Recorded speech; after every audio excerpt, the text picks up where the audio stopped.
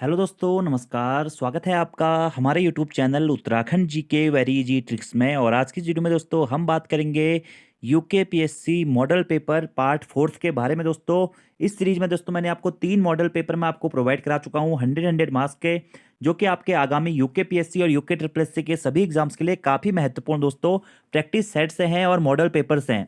तो तीनों सेट्स की अगर आपने वीडियोस नहीं देखी हुई हैं तो आप उन सेट्स को दोस्तों जरूर देख लीजिएगा।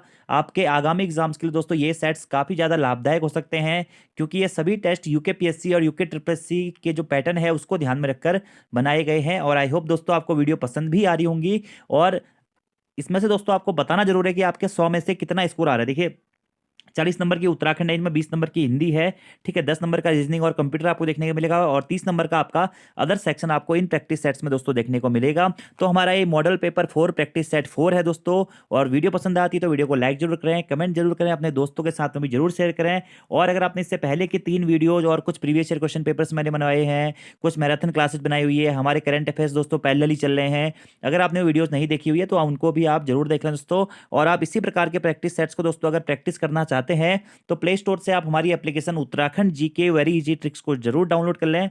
वहां पर आपको ये सभी प्रैक्टिस सेट्स अवेलेबल हो जाएंगे। आज का हमारा पहला प्रश्न है दोस्तों, ऋग्वेद में कौन सी संधि प्रयुक्त है, ठीक है, यानी कि ऋग्वेद में कौन सी संधि है दोस्तों। तो ऋग्वेद में दोस्तों हमारी व्यंजन संधि होती है। ऋग धन वेद, ये इसका क्या है दोस्तों, संधि विच्छेद है। तो कौन सी संधि यहाँ पे, व्यंजन संधि है, ठीक है। और व्यंजन संधि का दोस्तों नियम आपको पता होगा कि जब व्यंजन के बाद में स्वर या व्यंजन आता है तो उसके मिलने से जो भी रूप में या विकार में जो परिवर्तन होता है उसे ही हम दोस्तों व्यंजन संधि कहते हैं। यानी कि जिसका पहला शब्द यदि व्यंजन होता है और दूसरा स्वर या व्यंजन में से कुछ भी हो सकता है तो वहां पर हमारा व्यंजन संधि होती है। अगला हमारा प्रश्न है, जहां एक ही शब्द के अनेक अर्थ व्यंजित हो वहां कौन सा अलंकार होता है। तो दोस्तों जहां पर एक ही शब्द के आपका अनेक अर्थ होते हैं वहां पर दोस्तों हमारा कौन सा श्लेष अलंकार होता है। कौन सा अलंकार होता है दोस्तों, श्लेष अलंकार होता है। तो या फिर आप कह सकते हैं कि जहां पर कोई शब्द एक ही बार आए परंतु पर उसके अर्थ क्या होते हैं, अलग अलग निकलते हैं, या एक ही शब्द के अनेक अर्थ व्यंजित होते हैं, वहां पर कौन सा श्लेष अलंकार दोस्तों हमारा होता है। अगला प्रश्न है दोस्तों, दोनों हाथ में लड्डू होना मुहावरे का अर्थ क्या होता है। तो दोनों हाथ में लड्डू होना दोस्तों मुहावरे का अर्थ होता है दोहरा लाभ होना। क्या होता है, दोहरा लाभ होना, ठीक है। अगला हमारा प्रश्न है, भक्ति शब्द का सर्वप्रथम उल्लेख कहाँ मिलता है, ठीक है। तो भक्ति शब्द का दोस्तों जो सर्वप्रथम उल्लेख है वह कहाँ मिलता है, यह मिलता है श्वेताश्वर उपनिषद में। कहाँ मिलता है, श्वेताश्वर उपनिषद में मिलता है। अगला हमारा प्रश्न है, निम्न में से किस पुस्तक के लेखक तुलसीदास नहीं है। तो तुलसीदास कौन सी पुस्तक के लेखक नहीं है दोस्तों, तो रामचंद्रिका पुस्तक के लेखक दोस्तों कौन, तुलसीदास नहीं है। जबकि सतसई, जानकी मंगल और वैराग्य संदीपनी, ये तीनों पुस्तक किसकी हैं, तुलसीदास जी की है, ठीक है। अब दोस्तों आपको कमेंट बॉक्स में बताना है कि रामचंद्रिका किसकी रचना है। अगले प्रश्न की बात करते हैं, कम खर्च करने वाले के लिए एक शब्द क्या होगा। जो कम खर्च करता है उसके लिए एक शब्द दोस्तों क्या होगा, तो कम खर्च करने वाले एक शब्द होगा मितव्ययी। क्या होगा, मितव्ययी। अगला प्रश्न है, मैं जानता हूं कि तुम्हारे अक्षर अच्छे नहीं बनते, मैं कौन सा वाक्य होगा। तो मैं जानता हूं कि तुम्हारे अक्षर अच्छे नहीं बनते, इसमें दोस्तों कौन सा मिश्र वाक्य आपका होगा। तो रचना के आधार पर वाक्यों के 3 प्रकार होते हैं और अर्थ के आधार पर दोस्तों वाक्य के कितने, 8 प्रकार होते हैं। अगला प्रश्न है, किस काल की लिपि का चित्राक्षर या किस काल की लिपि को दोस्तों चित्राक्षर लिपि कहा जाता है। तो किस काल की लिपि को चित्राक्षर लिपि कहा जाता है, तो सिंधु काल की लिपि को दोस्तों क्या कहा जाता है, चित्राक्षर लिपि कहा जाता है। किस काल की लिपि को, सिंधु काल की लिपि को, ठीक है। और दोस्तों अगर आपसे पूछे कि भारत की प्राचीनतम लिपि कौन सी है, तो ब्राह्मी लिपि दोस्तों हमारी क्या है, भारत की प्राचीनतम लिपि है। देवनागरी लिपि का विकास भी या जन्म भी दोस्तों किससे हुआ है, ब्राह्मी लिपि से ही हुआ है। अगला प्रश्न है, निम्नलिखित में से कौन सा वर्ण घोष है, घोष यानी कि सघोष दोस्तों, ठीक है। तो सघोष या घोष दोस्तों आप लोगों ने पढ़े होंगे। तो इसमें से दोस्तों कौन सा आपका घोष वर्ण है दोस्तों, तो दो आपका क्या है दोस्तों, घोष वर्ण है, ठीक है। जैसे कि तो वर्ग के तो, थो, दो, धो, नो, ठीक है। तो सघोष और अघोष का कॉन्सेप्ट दोस्तों आपको पता होगा, क्या होता है, पहला, तीसरा और पांचवा ये क्या होते हैं दोस्तों, हमारे अल्प प्राण होते हैं। क्या होते हैं, अल्प प्राण होते हैं, ठीक है। और दूसरा और चौथा आपके क्या होते हैं, महाप्राण होते हैं, ठीक है। इसी प्रकार से बात करें दोस्तों तो जो पहला दूसरा होता है, ये जो पहला दूसरा होता है यह क्या होते हैं, अघोष वर्ण होते हैं। क्या होते हैं, अघोष वर्ण होते हैं। और तीसरा चौथा पांचवा जो होते हैं यह दोस्तों सघोष वर्ण होते हैं। प्रत्येक वर्ग की दोस्तों यही कहानी है कि पहला दूसरा अघोष होते हैं, तीसरा चौथा पांचवा क्या होते हैं, सघोष होते हैं। तो देखिए आप ऑप्शन देखिए, दो यहां पर क्या है दोस्तों, आपका सघोष वर्ण होता है, सघोष को ही घोष वर्ण भी कहते हैं। बाकी थो, टो और पौ ये क्या है दोस्तों, आपके ये आपके अघोष वर्ण होते हैं। देखिए थौ पहले आ गया, ऐसे टॉ ठौ, ये हो गया पौ फ हो गया, ये क्या सभी क्या आपके अघोष हैं। और जो आपके अन्य होते हैं जो बचे वो आपके दोस्तों क्या होते हैं, सघोष वर्ण होते हैं। आपको यही याद रखना है। सघोष अघोष से प्रश्न पूछे जाते हैं। मैंने डिटेल्स में सघोष अघोष आपको बताया हुआ है। हिंदी की आप पोस्टमार्टम क्लासेस देख लो, सभी चीजें आपको समझ में आ जाएंगी। ठीक है, अगला प्रश्न है, निम्नलिखित में से पुत्री का पर्यायवाची शब्द कौन सा है। तो मतलब पुत्री का पर्यायवाची कौन सा होता है दोस्तों। ठीक है, तो यहाँ पे एक ऑप्शन है आपका क्या, दुहिता। तो दुहिता जो होता है दोस्तों वह पुत्री का पर्यायवाची शब्द होता है। जबकि तनय किसका पर्यायवाची होता है दोस्तों, जो जो तनय शब्द होता है दोस्तों यह पुत्र का पर्यायवाची होता है। ठीक है, वहीं दुहिता हो गया, नंदिनी हो गया, लड़की हो गया, सुता हो गया, बेटी हो गया, आत्मजा हो गया, यह सभी आपके पुत्री के पर्यायवाची होते हैं। अगला प्रश्न है दोस्तों, मैं क्रिकेट खेल चुका हूं, वाक्य में भूतकाल का कौन सा भेद है। तो मैं क्रिकेट खेल चुका हूं, इस वाक्य में दोस्तों कौन सा भेद है, इसमें पूर्ण भूतकाल का हमारा यह भेद है। अगला प्रश्न है, रामलाल के बेटे ने मुझे पैसे दिए, वाक्य में कौन सा पदबंध है। तो रामलाल के बेटे ने मुझे पैसे दिए, वाक्य में दोस्तों आपका क्या है, संज्ञा पदबंध है। अगला प्रश्न है, निम्नलिखित में से कौन सा शब्द अरबी भाषा का नहीं है। बीमार, असर, वकील और कालीन। तो अरबी भाषा का शब्द इसमें से कौन सा नहीं है दोस्तों, बीमार आपका अरबी भाषा का शब्द नहीं है। तो बीमार अरबी भाषा का नहीं, जबकि असर, वकील और कालीन ये आपके क्या है दोस्तों, अरबी भाषा के शब्द हैं। ठीक है, और वहीं बीमार कौन सी भाषा का शब्द है दोस्तों, तो बीमार जो है यह फारसी भाषा का शब्द है। कौन सी भाषा का, फारसी भाषा का। ठीक है, और अगर बात करें दोस्तों मुहावरा, मुहावरा भी क्या है दोस्तों, अरबी भाषा का शब्द है क्या, मुहावरा। और बात करें लोकोक्ति, तो लोकोक्ति कौन सी भाषा का शब्द है, लोकोक्ति दोस्तों संस्कृत भाषा का शब्द है। आपको यह याद रखना है। अगले प्रश्न की बात करते हैं, घोड़ा, फूल, मनुष्य आदि किस संज्ञा के उदाहरण हैं। तो दोस्तों घोड़ा हो गया, फूल हो गया, मनुष्य हो गया, यह सभी जो है दोस्तों जातिवाचक संज्ञा के उदाहरण है। कौन सी संज्ञा के उदाहरण है, जातिवाचक दोस्तों संज्ञा के यह उदाहरण है। आप ये कह सकते हैं कि वही शब्द जिससे हमें किसी वस्तु, व्यक्ति या फिर किसी स्थान की संपूर्ण जाति का बोध होता है, वहां पर हमारा क्या होता है, जातिवाचक संज्ञा होती है। अगला प्रश्न है, निम्नलिखित में से कौन सा उपन्यास शिवानी का नहीं है। गौरापंत शिवानी दोस्तों जिनका नाम आप सभी लोगों ने सुना होगा। तो पूछा गया प्रश्न, इसमें से कौन सा उपन्यास गौरापंत शिवानी जी का नहीं है। स्मृति कलश, स्वामी, भैरवी या फिर कैंजा। ठीक है, तो स्वामी जो उपन्यास है दोस्तों यह आपका गौरापंत शिवानी जी का नहीं है, जबकि स्मृति कलश, भैरवी, कैंजा यह सभी जो उपन्यास हैं यह किसके हैं, शिवानी जी के हैं। ठीक है, इसके अलावा दोस्तों कालिंदी हो गया, कृष्णकली हो गया, अतिथि हो गया, पूतों वाली हो गया, चल खुसरो घर अपने, शमशान हो गया, चंपा हो गया, गेंदा हो गया, और भी कई सारी दोस्तों जो कृतियां हैं यह किसकी हैं, यह गौरापंत शिवानी जी की है। वहीं जो ये स्वामी दोस्तों जो कृति है या रचना है किसकी है, मन्नू भंडारी की है। किसकी, मन्नू भंडारी। दोस्तों एक प्रश्न मन्नू भंडारी से बन सकता है आपके एग्जाम में, याद रखना आप। अगला प्रश्न है, किसके अनुपालन के लिए राजभाषा विभाग प्रतिवर्ष वार्षिक कार्यक्रम जारी करता है। तो राजभाषा विभाग दोस्तों किसके अनुपालन के लिए, राजभाषा संकल्प के अनुपालन के लिए प्रत्येक वर्ष वार्षिक कार्यक्रम जारी करता है। राजभाषा अधिनियम दोस्तों कब का है, तो राजभाषा अधिनियम दोस्तों है आपका कब, 1963। ठीक है, और राजभाषा नियम 1965, और अलग अलग टाइम पे दोस्तों ये संशोधन हुए थे। और अनुच्छेद 343 दोस्तों हिंदी हमारी क्या है, राजभाषा है। ठीक है, और लिपि क्या है, देवनागरी है। अगले प्रश्न की बात करते हैं, नगर राजभाषा कार्यान्वयन समिति की वर्ष में कितनी बैठक होनी चाहिए। ठीक है, तो नगर भाषा कार्यान्वयन समिति की एक वर्ष में दोस्तों आपकी कितनी, 2 बैठकें होनी चाहिए। तो राजभाषा से संबंधित प्रश्न भी आपके एग्जाम में पूछे जा सकते हैं। अगला प्रश्न है, निम्नलिखित में से कौन सा सॉफ्टवेयर हिंदी टाइपिंग के लिए नहीं बनाया गया है। सुलिपि, आकृति, सुकृति या फिर एपीएस। ठीक है, तो सुकृति जो है दोस्तों यह आपका सॉफ्टवेयर हिंदी टाइपिंग के लिए नहीं बनाया गया है, जबकि सुलिपि, आकृति और एपीएस आपके हिंदी टाइपिंग के लिए बनाए गए सॉफ्टवेयर हैं। अगले प्रश्न की बात करते हैं दोस्तों, निम्नलिखित में से तद्भव शब्द का चयन करें। कौन सा तद्भव शब्द है दोस्तों, खुर, क्षेत्र, क्षण या फिर क्षार।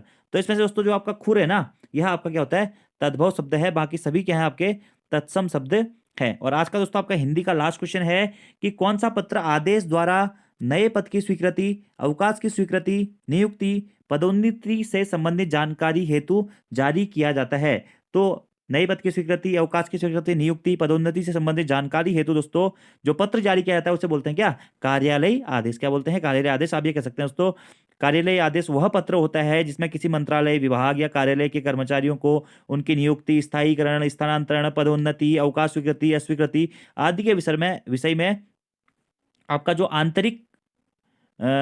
आंतरिक आदेश प्रसारित किए जाते हैं उन्हीं को हम कार्यालय आदेश कहते हैं। तो हिंदी के दोस्तों 20 प्रश्न यहाँ पर हो गए हैं। तो 20 में से आपका कितना स्कोर बन रहा है आपको कमेंट बॉक्स में जरूर बताना है। अगले प्रश्न की बात करते हैं। अब हमारा दोस्तों उत्तराखंड शुरू हो रही है यहाँ से।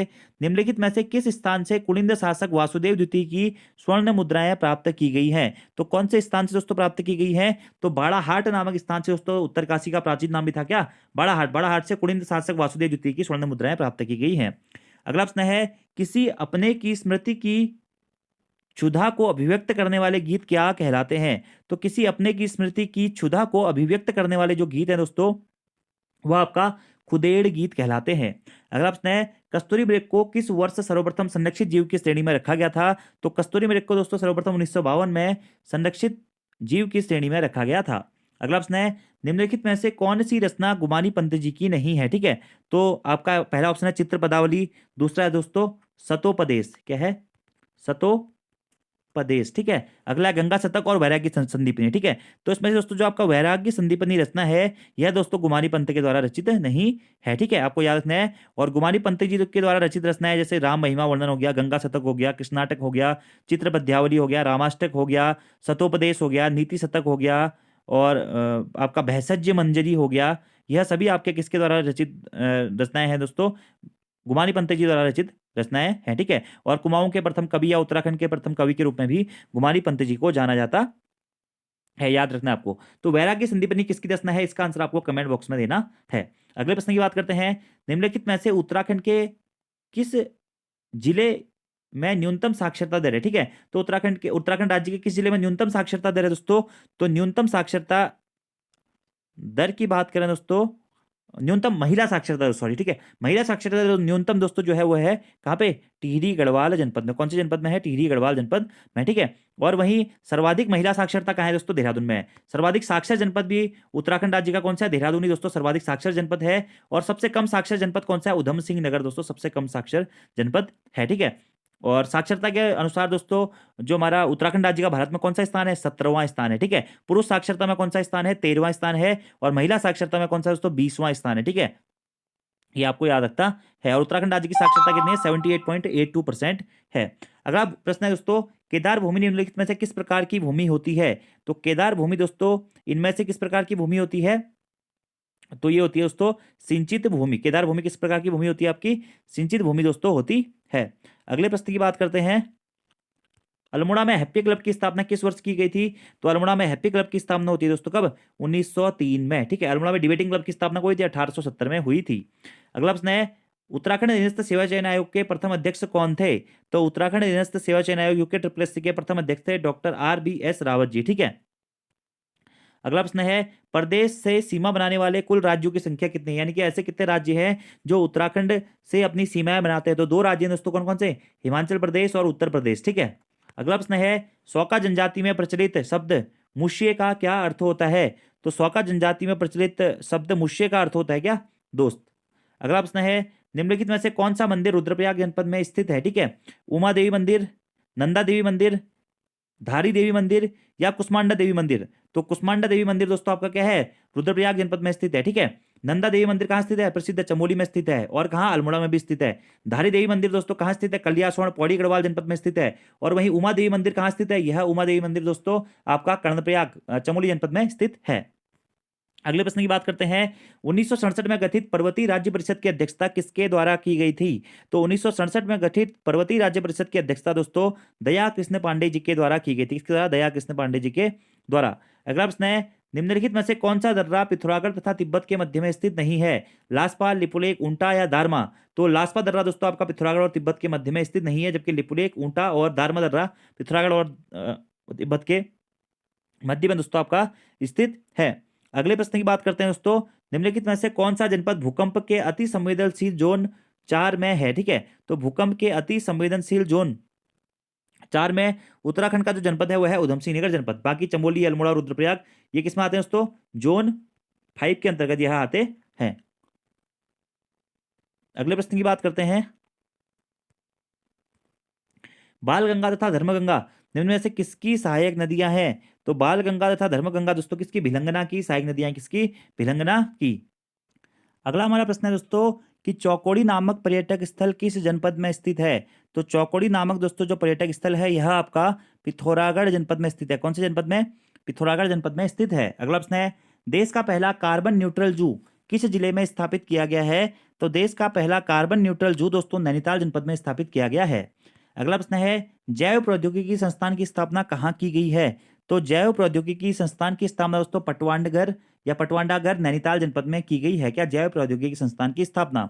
अगला प्रश्न है, निम्नलिखित में से कौन सा आभूषण पुरुषों द्वारा पहना जाता है? ठीक है, तो इसमें से दोस्तों गोरख, बुलांक, कुंडल या स्यूण सांगल, इसमें से गोरख नामक जो आभूषण है वह पुरुषों के द्वारा पहना जाता है। अगला प्रश्न है, स्थानीय भाषा में प्रचलित शब्द कुड़ी, पाथा, दूण किसके माप की इकाई है? तो स्थानीय भाषा में जो प्रचलित शब्द है हमारा कुड़ी हो गया, पाथा हो गया, दूण हो गया, यह अनाज के मापन की इकाइयां हैं। अगला प्रश्न है, सर्वाधिक ग्राम पंचायतों वाला जिला कौन सा है उत्तराखंड का? तो उत्तराखंड का सर्वाधिक ग्राम पंचायतों वाला जिला है दोस्तों कौन सा? पौड़ी गढ़वाल जनपद। अगला प्रश्न है, निम्नलिखित में से किस राष्ट्रीय उद्यान की स्थापना सन 1983 में की गई थी? तो राजाजी राष्ट्रीय उद्यान की स्थापना दोस्तों कब? सन 1983 में की गई थी। और दोस्तों आपको मैं एक और बात बता दूं, हमारे यूट्यूब चैनल पर एक वीडियो है उत्तराखंड फॉरेस्ट करके, ठीक है, तो वह वीडियो आप जरूर देख लीजिएगा। उत्तराखंड के वनों का इतिहास करके वो वीडियो है, उसको देख लीजिएगा। और एक वीडियो मैंने बना रखी है राष्ट्रीय उद्यान और दोस्तों वन्य जीव अभ्यारण्य की स्थापना और उनकी अवस्थिति के संबंध में, तो उस वीडियो, इन दो वीडियोज को आप जरूर देख लीजिएगा। एक या दो प्रश्न आपको जरूर एग्जाम में देखने को मिलेंगे यहाँ से, ठीक है। और बाकी राजाजी राष्ट्रीय उद्यान का विस्तार दोस्तों 3 जनपदों में पाया जाता है। कहाँ कहाँ? हरिद्वार, देहरादून और पौड़ी गढ़वाल जनपद में। अगला दोस्तों, बिनसर मेला किस जनपद में लगता है? ठीक है, तो बिनसर मेला दोस्तों ऑप्शंस के अकॉर्डिंग कहाँ पे? पौड़ी गढ़वाल जनपद में लगता है। इसी के साथ साथ दोस्तों अल्मोड़ा जनपद में भी हमारा क्या होता है? बिनसर का मेला लगता है। अगला प्रश्न है, भीमताल बांध का डिजाइन किसके द्वारा तैयार किया गया था? तो भीमताल में दोस्तों जो बांध है जिसे हम विक्टोरिया क्रॉस बांध भी कहते हैं, विक्टोरिया बांध भी कहते हैं, इसका जो डिजाइन है यह फ्रांसिस हेनरी एशुअसट के द्वारा तैयार किया गया था भीमताल बांध, ठीक है, जिसे विक्टोरिया बांध भी कहा जाता है। अगला प्रश्न है, राज्य में सूक्ष्म होगा दोस्तों, ठीक है, राज्य में सूक्ष्म लघु एवं मध्यम उद्योग नीति किस वर्ष लागू की गई थी? तो राज्य में दोस्तों सूक्ष्म लघु एवं मध्यम उद्योग नीति जो है 2015 में लागू की गई थी। अगला प्रश्न है, देवदासी प्रथा निम्न में से किस जाति में प्रचलित प्रथा थी दोस्तों? तो यह खस जाति में प्रचलित प्रथा थी, ठीक है। अगला प्रश्न है, बालेश्वर मंदिर किस शैली में निर्मित है? ठीक है, तो बालेश्वर मंदिर जो है दोस्तों यह ऑप्शंस के अकॉर्डिंग फासना शैली में निर्मित है और कहीं कहीं दोस्तों आपको यह शिखर शैली में भी देखने को मिलेगा। तो फासना शैली में दोस्तों बालेश्वर मंदिर स्थित है। कहां पड़ता है? चंपावत जनपद में दोस्तों स्थित है बालेश्वर मंदिर, ठीक है। अगले प्रश्न की बात करते हैं, राज्य में किस अवसर पर विशेष प्रकार की मूर्तियां लबार निर्मित की जाती हैं? तो राज्य में दोस्तों विवाह के अवसर पर विशेष प्रकार की मूर्तियां लबार जो है वह निर्मित की जाती हैं। अगला प्रश्न है दोस्तों कि गढ़वाल की दिल्ली की संज्ञा किसे दी जाती है या उत्तराखंड की दिल्ली की संज्ञा? तो श्रीनगर को दी जाती है दोस्तों, क्योंकि श्रीनगर भी दिल्ली की तरह कई बार बसा था और कई बार उजड़ा था। अगला प्रश्न है, गंगोली पर कब्जा किस चंद शासक के द्वारा किया गया था? गंगोली यानी कि दोस्तों गंगोली हाट आप कह सकते हैं या गढ़ाई गंगोली, अलग अलग स्थान है गंगोली के नाम से। तो गंगोली पर जो कब्जा किया था वह क्या था? बालो कल्याण चंद ने, ठीक है। अगला प्रश्न है, किस चंद शासक के कार्यकाल के दौरान प्रथम मुस्लिम आक्रमण कुमाऊं क्षेत्र में हुआ था? तो रुद्रचंद के कार्यकाल के दौरान दोस्तों सबसे पहले मुस्लिम आक्रमण कुमाऊं क्षेत्र में हुआ था। अगला प्रश्न है, किस चंद शासक को हैमिल्टन ने गूंगा शासक कहा था? दोस्तों हैमिल्टन ने गूंगा शासक कहा था किसको? दीपचंद को। किसको? दीपचंद को। अगला प्रश्न है, डांडी कांठी क्लब संस्था किस जनपद में स्थित है? तो डांडी कांठी क्लब जो आपकी संस्था है दोस्तों यह पौड़ी गढ़वाल जनपद में स्थित है। किस जनपद में? पौड़ी गढ़वाल जनपद में। अगले प्रश्न की बात करते हैं, असिंचित खेलों के लिए प्रयुक्त गढ़वाली में प्रयुक्त शब्द कौन सा है? तो असिंचित खेलों के लिए गढ़वाली में जो प्रयुक्त शब्द है आपका वो है क्या? उखड़। क्या है? उखड़। अगला प्रश्न है, किसके द्वारा सतपुली पौड़ी में कांच के बेकार पड़े टुकड़ों से ताजमहल का मॉडल बनाया गया है? तो पौड़ी में कांच के बेकार पड़े टुकड़ों से ताजमहल का मॉडल दोस्तों बनाया गया किसके द्वारा? बेवनी कौशल जी के द्वारा। अगला प्रश्न है, समान वर्षा वाले क्षेत्रों को जोड़ने वाली रेखा क्या कहलाती है? तो समान वर्षा वाले क्षेत्रों को जोड़ने वाली रेखा दोस्तों आइसोहाइट कहलाती है। अगला प्रश्न है, भारत के किस राज्य की सीमा नेपाल, भूटान तथा चीन 3 देशों से लगती है? तो ऑप्शंस के अकॉर्डिंग दोस्तों सिक्किम राज्य की जो सीमा है नेपाल, भूटान तथा चीन 3 देशों से लगती है।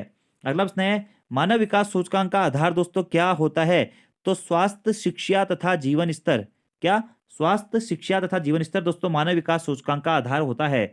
अगला प्रश्न है, संविधान को एक पवित्र दस्तावेज किसके द्वारा कहा गया था? तो भीमराव अंबेडकर के द्वारा दोस्तों। किसके द्वारा? भीमराव अंबेडकर जी के द्वारा संविधान को एक पवित्र दस्तावेज कहा गया था।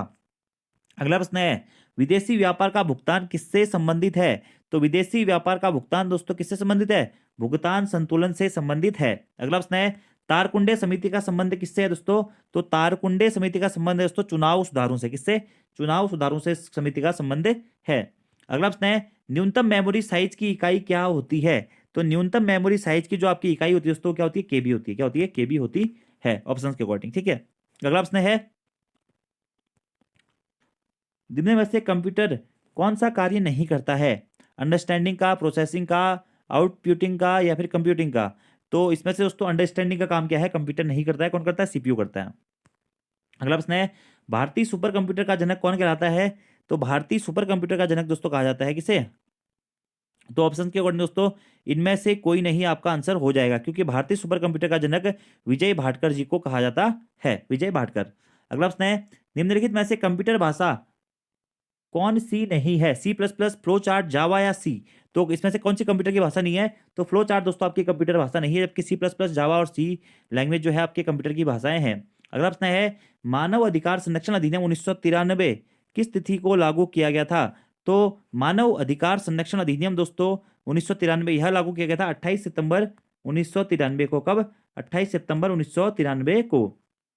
अगला प्रश्न है, माउंट एवरेस्ट शिखर पर चढ़ने वाली प्रथम महिला कौन थी? तो माउंट एवरेस्ट शिखर पर चढ़ने वाली प्रथम महिला दोस्तों इसमें से आपकी कौन है? जानको तुबाई जी है। कौन है? जानको तुबाई जी। ठीक है, याद रखना है आपको। और वहीं भारत की पहली महिला कौन सी थी? बचेंद्री पाल जी थी। ठीक है, अगला प्रश्न है, वाटर पोलो टीम में कितने खिलाड़ी होते हैं? तो वाटर पोलो टीम में दोस्तों आपके कितने? 7 खिलाड़ी होते हैं। कितने? 7। अगले प्रश्न की बात करते हैं, वर्ल्ड इकोनॉमिक आउटपुट रिपोर्ट किसके द्वारा प्रकाशित की जाती है? तो IMF यानी कि अंतर्राष्ट्रीय मुद्रा कोष के द्वारा वर्ल्ड इकोनॉमिक आउटपुट रिपोर्ट जारी की जाती है। ठीक है, अगले प्रश्न की बात करते हैं, अल्फाल्फा क्या है? ठीक है, तो अल्फाल्फा जो है दोस्तों ये आपकी क्या होती है? घास होती है। क्या होती है? घास होती है। अगला प्रश्न है, ओपन, प्रिंट तथा सेव बटन कहां पर स्थित होता है? फॉर्मेटिंग बार में, स्टैंडर्ड टूल बार में, स्टेटस बार में, या फिर टाइटल बार में? तो ओपन, प्रिंट, सेव बटन दोस्तों आपका स्टैंडर्ड टूल बार में उपस्थित होता है। अगला प्रश्न है, निम्नलिखित में से किस प्रदेश में पिग्मी पाए जाते हैं? तो पिग्मी कहाँ पाए जाते हैं दोस्तों? यह विषुवती रेखी जो आपके वन होते हैं, या विषुवती रेखी जो वन होते हैं, यहाँ पर पिग्मी पाए जाते हैं। अगला प्रश्न है, गरजती चालीसा तथा प्रचंड पचासा तथा चीखता साठा ये दोस्तों तीनों चीजें क्या है? तो गरजती चालीसा और प्रचंड पचासा और चीखता साठा ये दोस्तों क्या है? दक्षिण गोलार्ध में पश्चिमी पवन हैं। ठीक है, अगला प्रश्न है, यदि बाजार में किसी एक फर्म का अधिकार हो तो वह क्या कहलाता है? तो यह कहलाता है दोस्तों क्या? एकाधिकार बाजार। अगला प्रश्न है, ग्रेट बैरियर रीफ कहाँ स्थित है? तो ग्रेट बैरियर रीफ दोस्तों प्रशांत महासागर में स्थित है। अगला प्रश्न है, पुराणों की कुल संख्या कितनी है दोस्तों, या कुल पुराण कितने होते हैं? तो टोटल दोस्तों हमारे क्या होते हैं? 18 पुराण होते हैं। कितने पुराण होते हैं? 18 पुराण होते हैं। 4 वेद होते हैं। ठीक है, 108 उपनिषद होते हैं, और 6 आपका क्या होते हैं दोस्तों? वेदांग होते हैं। ठीक है, याद रखना आपको। निराशावादी हर अवसर में कठिनाई को देखता है, एक आशावादी व्यक्ति हर कठिनाई में अवसर को देखता है, यह कथन दोस्तों किसका है? ठीक है, अच्छा प्रश्न है, ये भी एग्जाम में पूछा गया है। तो दोस्तों निराशावादी हर अवसर पर कठिनाई को देखता है तथा एक आशावादी व्यक्ति हर कठिनाई में अवसर को देखता है, यह दोस्तों चर्चिल का क्या है? कथन है। अगला प्रश्न है, उत्तराखंड राज्य प्रदूषण नियंत्रण बोर्ड का गठन किस वर्ष किया गया था? तो उत्तराखंड राज्य प्रदूषण नियंत्रण बोर्ड का गठन दोस्तों 2002 में किया गया था। अगला प्रश्न है, आस्था नामक पुस्तक के लेखक कौन है? तो आस्था नामक पुस्तक के लेखक है दोस्तों कौन? महादेव गोविंद रानडे जी। अगला प्रश्न है, जैव विविधता का अंतर्राष्ट्रीय कार्यालय कहाँ पर स्थित है? तो जैव विविधता का दोस्तों अंतर्राष्ट्रीय कार्यालय रोम में स्थित है। कहाँ पे? रोम में। अगला प्रश्न है, चिनकारी चित्रकला का संबंध किस राज्य से है? तो उत्तर प्रदेश से है दोस्तों चिनकारी चित्रकला का संबंध। अगला प्रश्न है, किसके काल में ख्वाजा तथा मुकुंद जैसे महान चित्रकार थे? तो ख्वाजा तथा मुकुंद नामक जो महान चित्रकार थे वह अकबर के कार्यकाल में थे। अगले प्रश्न की बात करते हैं, मुंबई व गुजरात में आए चक्रवात को निसर्ग नाम किसने दिया था? तो मुंबई और गुजरात में आए चक्रवात को जो निसर्ग नाम दिया था यह बांग्लादेश के द्वारा दिया गया था। अगला प्रश्न है, पेपरलेस बजट प्रस्तुत करने वाला भारत का पहला राज्य कौन सा है? तो उत्तर प्रदेश राज्य दोस्तों पेपरलेस बजट प्रस्तुत करने वाला भारत का पहला राज्य है। अगला प्रश्न है, पृथ्वी के वायुमंडल का सर्वाधिक घनत्व किस मंडल में होता है? तो पृथ्वी के वायुमंडल का सर्वाधिक घनत्व दोस्तों कहाँ होता है? क्षोभ मंडल में होता है। अगला प्रश्न है, दो अक्षांश के बीच सर्वाधिक दूरी कहाँ पर होती है? तो भूमध्य रेखा पर दोस्तों दो अक्षांशों के बीच में सर्वाधिक दूरी होती है। अगला आपका प्रश्न है कि मटो ग्रासो का पठार क्या? मटो ग्रासो का पठार किस देश में स्थित है? तो मटो ग्रासो का जो आपको पठार है दोस्तों, यह कहाँ, ब्राजील में स्थित है। कहाँ पे? ब्राजील में। अगला प्रश्न है, राष्ट्रीय बाल अधिकार संरक्षण आयोग की स्थापना किस वर्ष हुई थी? तो राष्ट्रीय बाल अधिकार संरक्षण आयोग की स्थापना 2007 में हुई थी। अगला प्रश्न है, किस मुगल सम्राट ने कश्मीर के श्रीनगर में दिवाली मनाई थी? ठीक है, तो वह मुगल सम्राट था कौन? शाहजहां, जिसने कश्मीर के श्रीनगर में दिवाली मनाई थी। अगला प्रश्न है, एक्ट ऑफ यूनियन किस वर्ष पारित किया गया था? तो एक्ट ऑफ यूनियन को दोस्तों सन 1707 में पारित किया गया था। अगला प्रश्न है, लोकप्रिय प्रभु सत्ता का समर्थन किसने किया था? तो लोकप्रिय प्रभु सत्ता का समर्थन दोस्तों टी.एच. ग्रीन जी के द्वारा किया गया था। किसके द्वारा? टी.एच. ग्रीन। अगला प्रश्न है, किस अधिनियमित संविधान का सबसे प्रथम उदाहरण है? मतलब या किसी अधिनियमित संविधान का जो सबसे पहला उदाहरण है वह कहाँ का संविधान है? तो अमेरिका का दोस्तों संविधान है पहला उदाहरण। अगला प्रश्न है दोस्तों, निम्नलिखित में से विषम संख्या को चुनिए। 61, 66, 83, 121 या फिर 185। तो कौन सी दोस्तों आपके इसमें से विषम संख्या होगी, आपको बताना है। तो 121 दोस्तों आपके इसमें से क्या है? विषम संख्या होगी। कैसे आपको क्वेश्चन करना है मैं बताता हूँ। 61 ही हो गया, तो 61 प्लस आपको करना है 2 का स्क्वायर धन 1, यानी कि 61 धन 5। ठीक है, फिर आपको करना है कितना आ जाएगा आपका? 66 आ जाएगा ना।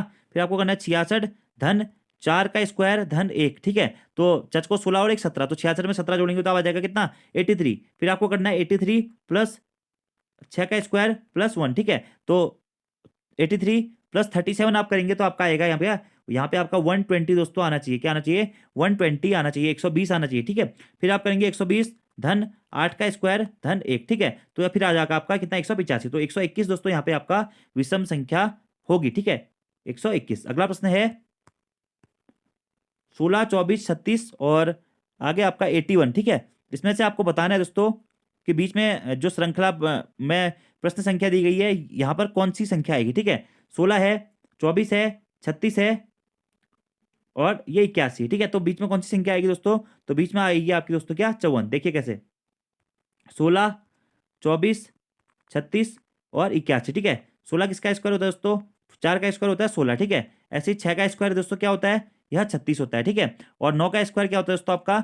9 का स्क्वायर होता है क्या? 81, यानी कि 81। ठीक है, तो ये 3 सीक्वेंस तो आपके ऐसे हो गए। ठीक है, अब देखिए 16 में अगर आप 8 जोड़ेंगे तो कितना हो जाएगा? 24 हो जाएगा। ठीक है, 16 में 8 जोड़ के कितना हो जाएगा? 24 हो जाएगा। फिर अगर आप ऐसे दोस्तों 36 में आपको कितना जोड़ना है? 36 में आप 18 जोड़ेंगे। ठीक है, 36 में आप 18 जोड़ेंगे तो आपका कितना हो जाएगा? 54 हो जाएगा। तो इस प्रकार से एक सीरीज बना के भी दोस्तों आप इसको कर सकते हैं, तो आप इसको कर लीजिएगा नॉर्मल इसी प्रकार से होगा, या इसके बीच का गैप निकाल के आप कर लीजिएगा। आंसर आपका इसका 54 आएगा। ठीक है, ये मैं आपको बता दे रहा हूँ। ठीक है, अगले प्रश्न की बात करते हैं। यदि क्यू का मतलब जोड़, क्यू का मतलब जोड़ है दोस्तों, के का मतलब जे का मतलब गुणा, टी का मतलब घटाना और के का मतलब भाग करना है, तो इस इक्वेशन को सॉल्व करके दोस्तों आपका क्या आएगा। ठीक है, अब देखिए 26, अब के का मतलब क्या है दोस्तों? आपका भाग करना है, 26 भागा 2। क्यू का मतलब दोस्तों क्या है? आपका जोड़ करना है, 2 धन 3। जे का मतलब दोस्तों आपका गुणा करना है, गुणा 6। टी का मतलब दोस्तों आपका घटाना है, -4। ठीक है, अब कैसे करेंगे आप? 13 प्लस 18 -4। ठीक है, तो अगर आप इसको सॉल्व करेंगे तो आपका आंसर आ जाएगा कितना दोस्तों? 27। कितना आ जाएगा? 27 दोस्तों आ जाएगा, याद रखना आपको। ठीक है, अगले प्रश्न की बात करते हैं। दिए गए विकल्पों में से विषम शब्द संख्या या अक्षर युग्म को चुनिए। 64 जो है 8 का स्क्वायर होता है, 100 दोस्तों 10 का स्क्वायर होता है, 625 आपका 25 का स्क्वायर होता है और 225 दोस्तों आपका क्या होता है? 15 का स्क्वायर होता है। ठीक है, तो कौन सा विषम है? तो विषम दोस्तों इसके अकॉर्डिंग आपका ए हो जाएगा, क्योंकि यहाँ पे क्या है? एक संख्या है 8 का स्क्वायर। ठीक है, ऐसे ही ये 10 का स्क्वायर है, ये 25 का स्क्वायर है, ये 15 का स्क्वायर है, यानी कि 2 डिजिट में आ जाता है। या आप इस प्रकार से भी कर सकते हैं कि 25 चक्को 100 होता है, 25 25 625 होता है और 25 से 25 नम्मा जो होता है आपका 225 होता है। ये तीनों 25 से डिवाइड है, लेकिन ये नहीं है, तो इस प्रकार से भी ये आपका भिन्न संख्या हो जाएगी। अगला प्रश्न है दोस्तों, एक्स जो है वह वाई से अधिक शक्तिशाली है। ठीक हो गया, और वाई जो है वह जेड से अधिक शक्तिशाली है। ठीक हो गया दोस्तों। ठीक है, पी जो है क्यू से अधिक शक्तिशाली है लेकिन वाई से कम है। अब देखिए पी जो है दोस्तों यह क्यू से अधिक शक्तिशाली है लेकिन क्या है? वाई से कम है। ठीक हो गया, अब क्यू भी जेड से अधिक शक्तिशाली है। जो क्यू है ये भी दोस्तों जेड से अधिक शक्तिशाली है, यानी कि इससे शक्तिशाली है। तो सबसे कम ताकतवर या शक्तिशाली कौन है? तो दोस्तों जेड जो है आपका वह सबसे कम शक्तिशाली होगा। क्या? जेड। अगले प्रश्न की बात करते हैं। एक लड़के की ओर इशारा करते हुए एक महिला ने कहा, वह मेरे पिता की पुत्री, वह मेरे पिता, मैंने यानी कि एक लड़के की ओर इशारा करते हुए एक महिला ने कहा, ये महिला इसने कहा कि वह मेरे पिता की पुत्री, पिता की पुत्री यानी कि मैं, पिता की पुत्री यानी कि मैं की इकलौती पुत्री। अब मेरा इकलौती जो पुत्री है उसका क्या है, इकलौता पुत्र है, ठीक है। तो महिला उस लड़के से कैसे संबंधित होगी, तो महिला जो होगी उस लड़के की क्या होगी दोस्तों, माता होगी, ठीक है, ठीक है। प्रश्न आप समझिए कि एक लड़के की ओर इशारा करते हुए एक महिला ने कहा कि वह मेरे पिता की पत्नी की इकलौती पुत्री का इकलौता पुत्र है। पिता की पत्नी, उसके पिता की पत्नी, ठीक है, यानी कि उसकी माँ की इकलौती पुत्री यानी कि वह खुद लड़की, ठीक है। अब इस लड़की ने कहा कि इकलौती पुत्री का, फिर ये क्या है, इकलौता पुत्र है, इस लड़की का यह है इकलौता पुत्र है। तो ये जो महिला है इस लड़के से कैसे संबंधित होगी, ये जो महिला होगी इस लड़के की क्या हो जाएगी, माता हो जाएगी, क्या हो जाएगी, माता। इधर को आ जाएगा, ठीक है। फिर यह 4 किलोमीटर चलता है, तो अब यह किस दिशा की ओर को देख रहा है, यह आपका प्रश्न पूछा गया है। तो यह मेनली आपका दोस्तों उत्तर पूर्व दिशा की ओर को देखेगा, ठीक है। और आज का दोस्तों हमारा लास्ट क्वेश्चन है कि निम्नलिखित प्रश्न में से उस विकल्प का चयन कीजिए जिसके वर्णों को क्रमानुसार श्रृंखला के रिक्त पदों में भरने पर श्रृंखला पूरी हो जाएगी, ठीक है। तो ये दोस्तों आपका सीक्वेंस होगा ऑप्शन नंबर दोस्तों बी, ठीक है। देखिए TSRS, ठीक है, टी, ऐसे फिर दोस्तों आर, मतलब ऑप्शन नंबर बी आप यहाँ पे पढ़ लीजिएगा। पहले में टी आ जाएगा, यहाँ पे एस आ जाएगा, यहाँ पे टी आ जाएगा, फिर टी आ जाएगा, फिर टी आ जाएगा और लास्ट में क्या आ जाएगा, आर आ जाएगा। फिर आपका सीक्वेंस देखिए TSRST, फिर TSRSTR, फिर TSRSTR। तो इस प्रकार से दोस्तों आप TSRSTR, ठीक है, इस प्रकार से आपके यहाँ पे 3 पेयर बन रहे हैं, ठीक है। तो ऑप्शन नंबर बी यहाँ पर आपका सही आंसर हो जाएगा। तो 100 क्वेश्चनों के बारे में दोस्तों हमने बात कर ली है। आई होप आप लोगों को ये 100 के 100 क्वेश्चन दोस्तों अच्छे लगे होंगे। अब आपको कमेंट बॉक्स में बताना है कि इन 100 क्वेश्चनों में से आपका कितना स्कोर दोस्तों रह रहा है। बाकी वीडियो पसंद आती है वीडियो को लाइक जरूर करें, कमेंट जरूर करें, अपने दोस्तों के साथ में दोस्तों वीडियो को जरूर शेयर करें। So thank you friends, thanks for watching video, see you next time, धन्यवाद।